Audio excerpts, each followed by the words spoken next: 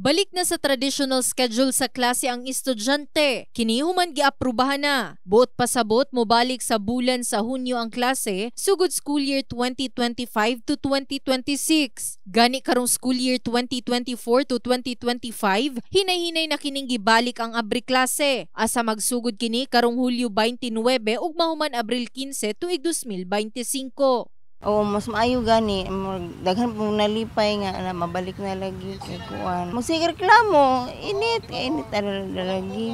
Mas pabor ang karon. Ibalik ang dating good. Kay para sa mga bata ba. Ang estudyanteng si Kent Blair usa sa daghang nang hinaot ni ini mapatuman. Tungod ning bulana, igahinaunta niya sa pagtabang sa iyahang ginikanan sa umahan. For me, okay siya nga mabalik para sa next school year ang mga bata nga nag-eskwela hindi na maabtan sang present same nga bulan nga ng crisis init para maiwasan ang kanang same anang head stroke para dali lang kay para nindot. Kahinumduman nga plano una sa DepEd ang Hulyo 29 hangtod Marso 30 nga schedule ug dunay selected Saturday classes aron makaabot og 180 ka adlaw sa klase. Wala kini giuyunan ni PBBM sanglit i-extend lang matud pa ang adlaw sa klase.